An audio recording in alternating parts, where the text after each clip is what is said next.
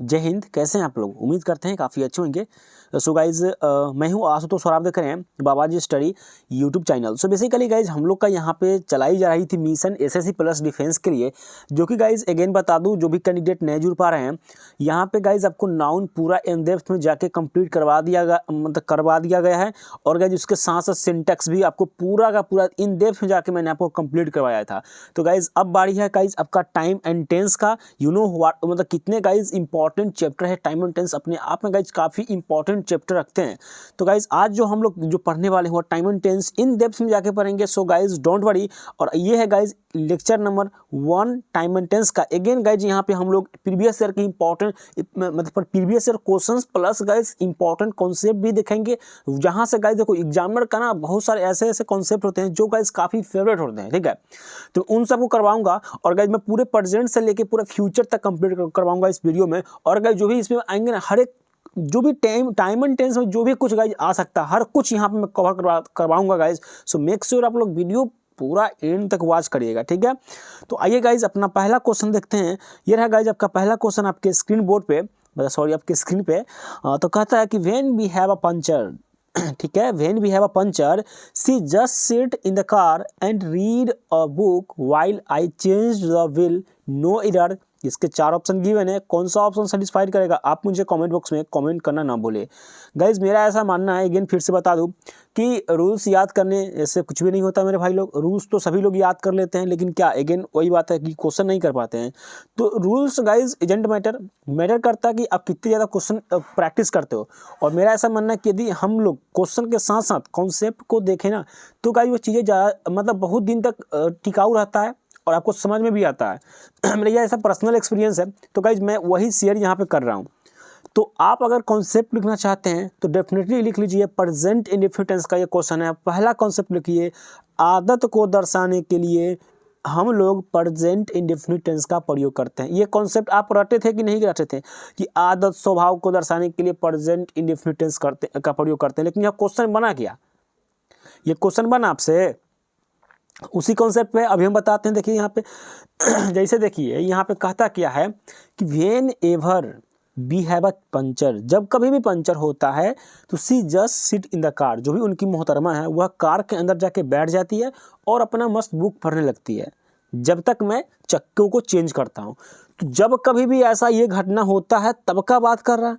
जब भाई तब का बात कर रहा है तो हम वह क्या हुआ, स्वभाव हुआ कि जब भी ऐसा होता है तो ये जो है ना सी, ये जो है वो क्या करती है, seat in the car, car में बैठ जाती है और रीड द बुक्स, ठीक है, while I change the wheel, जब तक मैं चक्की को बदलता हूँ, ठीक है।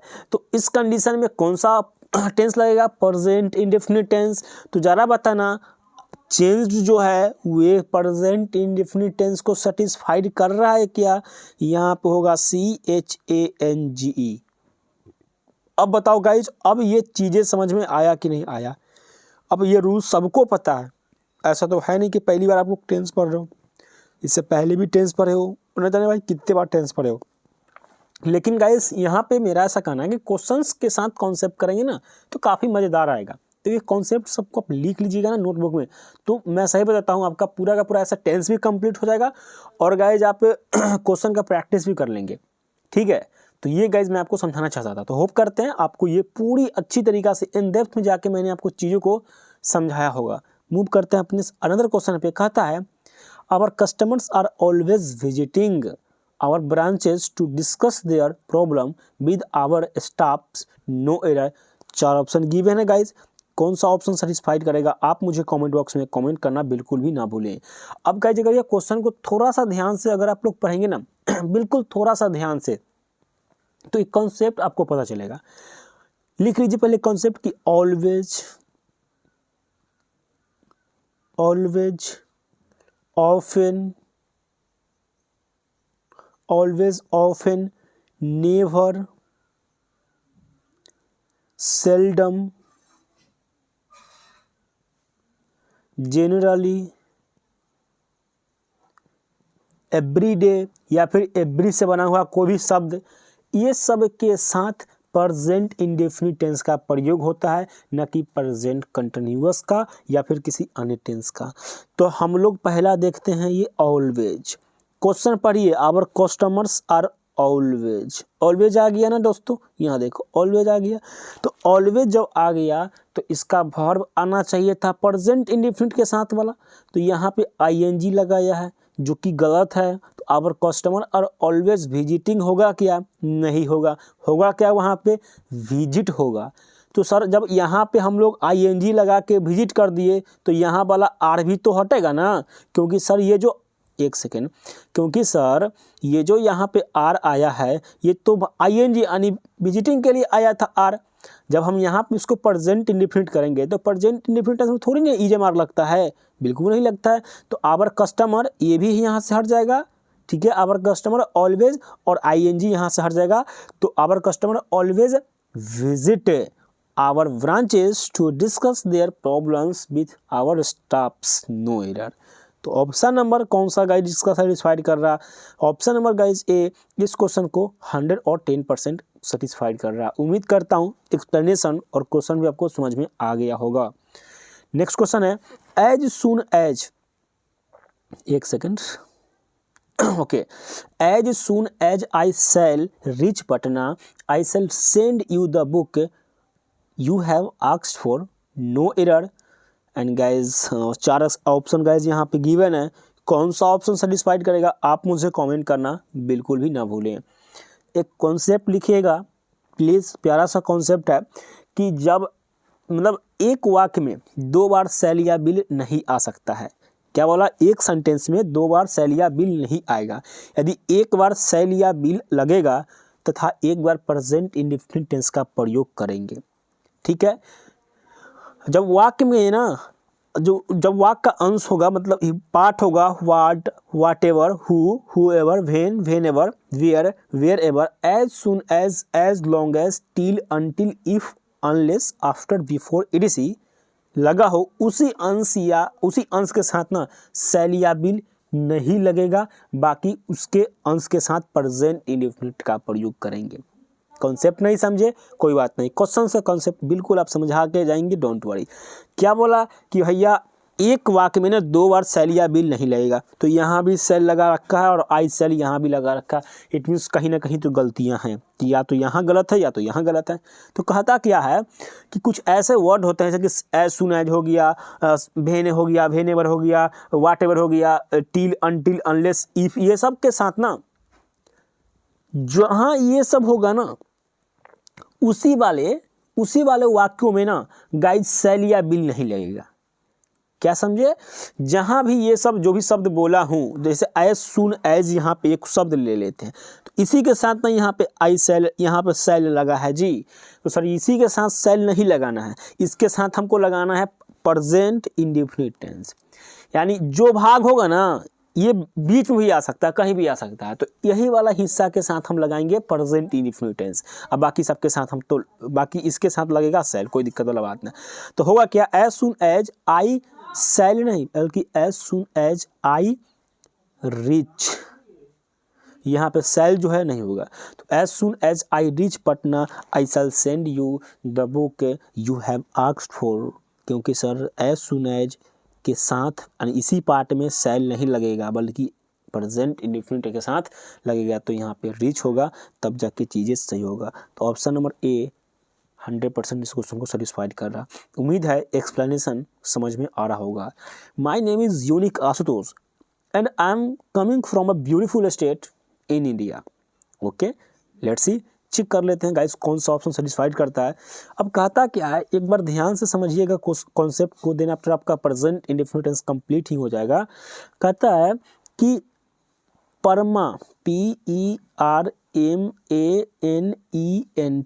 PERMANENT, permanent address, ADDRESS, permanent address को दर्शाने के लिए प्रेजेंट इंडेफिनिट टेंस का प्रयोग किया जाता है। कौन सा, किसका ऑप्शन?